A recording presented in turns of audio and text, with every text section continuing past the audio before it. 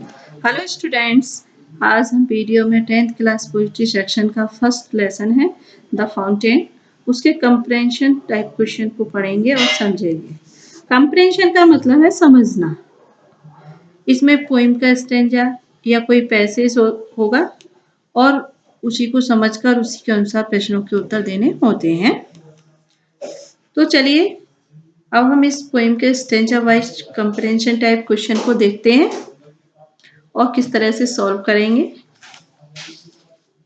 इस तरह से बच्चों ये एग्जाम में इस तरह से क्वेश्चन पुट अप किए जाते हैं। एक स्टेंजा दिया होता है, ये स्टेंजा दिया हुआ है और नीचे इस तरह से इंस्ट्रक्शन दिया होगा, read the following piece of poetry and answer the questions given below.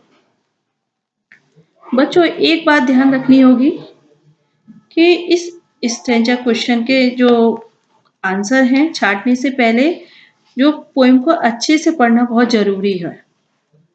इसलिए मैंने इस पोएम का हिंदी में जो अनुवाद पहले वीडियो में डाल दिया था। जिसने भी इस वीडियो को नहीं देखा हो वो उसे अवश्य देखे, तभी अच्छे से समझ में आएगी। तो चलो शुरुआत करते हैं कि किस तरह से क्वेश्चन पुट अप किए जाते हैं और उसके आंसर हम किस तरह से देते हैं। From which poem has the above stanza been taken, who is the poet of the poem. इसमें जो एबव स्टैंजा मीन्स उपर्युक्त पद्यांश, ऊपर जो पद्यांश दिया हुआ है स्टैंजा किस कविता से लिया गया है। फ्रॉम विच पोएम किस कविता से लिया गया है। Who is the poet is of this poem, और इस पोएम के पोएट कौन है। तो इसका आंसर हम देंगे दिस स्टैंजा। जिस तरह से क्वेश्चन पुटअप किया है, जैसे प्रेजेंट में पूछा गया है तो हम प्रेजेंट में ही देंगे तो ज्यादा बेटर रहेगा। This stanza has been taken from the poem the fountain. इस तरह से हमें पोएम का और पोएट का नाम बहुत अच्छे से याद रखना होगा, स्पेलिंग भी ध्यान रखनी होगी। It is composed by James Russell loyal. ये पोएट का नाम है। कंपोज्ड कहेंगे जो रचयिता होते हैं, जो रचना रची जाती है। और जैसे स्टेंजा जैसे पद्यांश होता है तो कंपोस्ट, और पैसेज होगा तो हम यहाँ पर रिटेन करते हैं। ठीक, इस तरह से हम लिख सकते हैं। और अगर ये थोड़ा टफ लगे तो हम इस तरह से भी हमारा सही माना जाएगा, the name of the poem the fountain. Poem का नाम है fountain. The name of the poet James Russell loyal. Means इस तरह से हम सिंपल तरीके से भी लिख सकते हैं तो भी हमारा सही माना जाएगा, स्पेलिंग सही होनी चाहिए। ठीक, नेक्स्ट आगे इसी तरह सेकंड क्वेश्चन है, what does the poet describe in the above lines. Above lines उपर्युक्त पंक्तियों में पोएट क्या वर्णन करता है, मतलब इस पंक्तियों में किसका वर्णन किया गया है, किस तरह से वर्णन करता है। तो इसमें जो प्रेजेंट में पूछा गया है, देखो प्रेजेंट इंडेफिनिट में, तो हम प्रेजेंट इंडेफिनिट में ही जवाब देंगे तो ज्यादा बेटर है। द पोएट डिस्क्राइब्स वर्णन करता है, how the fountain goes on leaping and flashing from morning till night, कि किस तरह से सुबह से शाम तक जो फाउंटेन है किस तरह से फ्लैशिंग करता रहता है, चमकता रहता है और उछलता रहता है। ये ऊपर वाली लाइन में डिस्क्राइब किया गया है, यही डिस्क्राइब किया गया है, leaping and flashing from morning till night.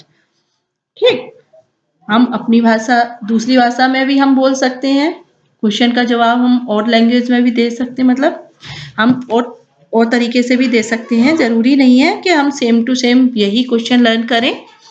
Next question है, how does the fountain appear in the sunshine. सूर्य के प्रकाश में जो फाउंटेन है किस तरह का प्रतीत होता है। तो किस तरह का लगता है, तो किस तरह का लगता है सूर्य के प्रकाश से, फ्लैशेस, फ्लैशिंग करता है, फुल ऑफ द लाइट होता है, फुल ऑफ द लाइट होता है तो वो क्या करता है, फ्लैशिंग करता है, यही तो दिया हुआ है। तो हम कहेंगे द फाउंटेन फ्लैशेस चमकता है।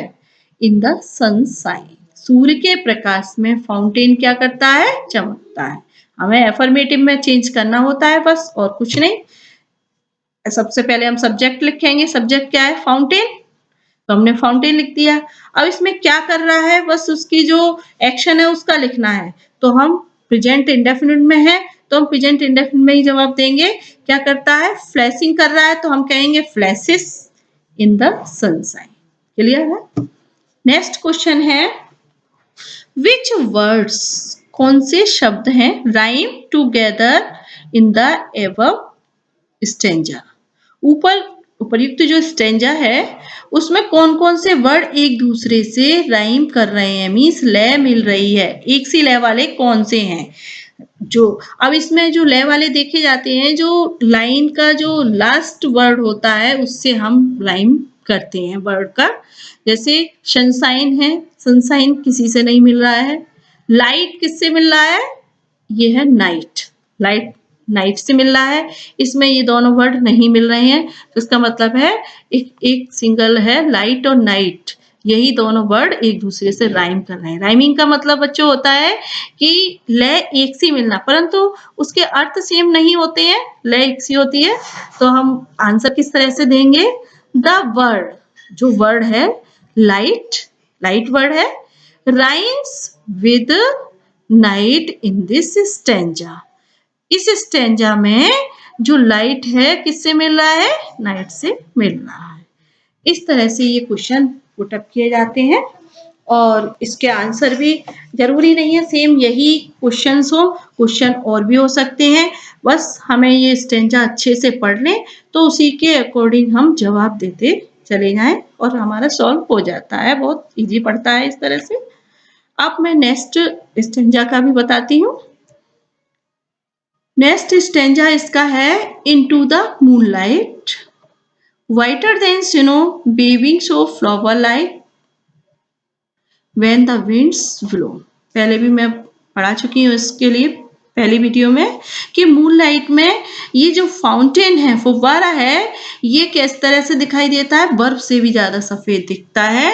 और जब नीचे से देखते हैं, व्हेन द विंड्स ब्लो, जब हवा बहती है, मीन्स जब हवा चलती है, तो ये फ्लावर की तरह हिलता डुलता है। तो ये हमें अच्छे से पता हो। और फिर आप इसके नीचे क्वेश्चन इस तरह से दिए जाएंगे, what kind of movement does the word waving suggest. जो है इसमें बताया गया है कि किस तरह की जो वेविंग जो शब्द है, जो वेविंग शब्द दिया हुआ है, वो किस प्रकार की गति, मूवमेंट कहते हैं गति के लिए, किस तरह की गति को प्रकट करता है। तो इसमें जो बताया गया है, the word waving, the word जो वेविंग, केवल वेविंग शब्द का हमें सजेशन देना है कि जो मूवमेंट जो कर रहा है वो किस तरह से कर रहा है। जो वेविंग मीन्स हिलना है ना, तो जो हिलना है वो किस तरह से हिल रहा है, तो हमें उसको अपनी भाषा में समझाना है। तो हम कहेंगे the word waving suggest, present का है तो हम प्रेजेंट में सजेस्ट कर देंगे, सजेस्ट। अब किस तरह से सजेस्ट कर रहा है इसकी मूवमेंट को? To and fro, to and fro means इधर उधर जो गति कर रहा है, हिलना। वेविंग मीन्स होता है हिलना डुलना। तो इसका मतलब है जो वेविंग जो शब्द है वो सजेस्ट कर रहा है टू एंड फ्रो मूवमेंट, इधर उधर गति करना। ठीक। नेक्स्ट क्वेश्चन है, what colour is the fountain in the moonlight. Moonlight चंद्रमा के प्रकाश में फाउंटेन का कलर किस तरह का है, या इस तरह से भी क्वेश्चन आ सकता है, how does the fountain look like in the moonlight. Moonlight में जो फाउंटेन है वो किस तरह का प्रतीत हो रहा है, किस तरह का दिखता है। तो हम आंसर देंगे उसी लैंग्वेज में आंसर देंगे। देखो ये क्वेश्चन जो है प्रेजेंट इंडेफिनिट का है, तो हम कहेंगे द फाउंटेन सबसे पहले लिखेंगे। उसके बाद ये जो क्रिया दी हुई है, मीन्स वर्ब दिया हुआ है लुक, तो हम लुक का क्या हो जाएगा? लुक्स। द फाउंटेन लुक्स, कैसा दिख रहा है? अब देखो इसमें दिया है वाइटर देन स्नो, बर्फ से भी ज्यादा सफेद, तो केवल हमें यही शब्द तो जोड़ना है, हमें जोड़ना है the fountain looks whiter than snow in the moonlight, moonlight में वो बर्फ से भी ज्यादा सफेद दिखाई देता है। अगर हम पहले वाले का क्वेश्चन उसी तरह का जवाब देंगे तो हम कहेंगे the colour of fountain in the moonlight is white, ऐसे भी बोल सकते हैं। ठीक, नेक्स्ट क्वेश्चन है point out the words which rhyme together in the stanza. ये जो बच्चों क्वेश्चन है राइमिंग वाला और एक पोएट और पोइम वाला क्वेश्चन मैंने इसमें रिपीट नहीं किया, ये क्वेश्चन को अच्छे से तैयार कर लिया करो क्योंकि ये अक्सर कर क्वेश्चन पुटअप किए ही जाते हैं। तो ये जो है जो इसमें बताया है पॉइंट आउट द वर्ड्स, उन शब्दों को बताइए जो एक दूसरे से इस स्टेंजा में राइमिंग कर रहे हैं। तो मैं राइमिंग मीन्स तो बता ही चुकी हूँ किस तरह से हम छांटेंगे। जो लास्ट वाला जो वर्ड होता है स्टेंजा का उसकी हम लय देखते हैं, लय किसकी किससे मिल रही है वो हम देखेंगे, सेम टू सेम लय होगी, उन शब्दों को हम लिख देते हैं। जैसे मून लाइट और स्नो, लाइक, ब्लो, तो ये जो वर्ड है स्नो और ब्लो ये सेम मिल रहे हैं, अर्थ तो अलग अलग है लेकिन हमारी जो लय हो रही है वो एक ही में जा रही है, स्नो और ब्लो। तो हम कहेंगे the word snow rhymes with blow. इस तरह से बच्चों मैंने ये दो स्टेंजास के क्वेश्चन आंसर आपको समझाए हैं और मुझे आशा है कि आप लोगों को अच्छे से समझ में आए होंगे। इसी प्रकार आगे स्टेंजा में आपको सॉल्व करने के लिए पीडीएफ डालूंगी, उन्हें छांटने की कोशिश करना क्योंकि ये प्रैक्टिस से ही अच्छे से आती है। ठीक, धन्यवाद।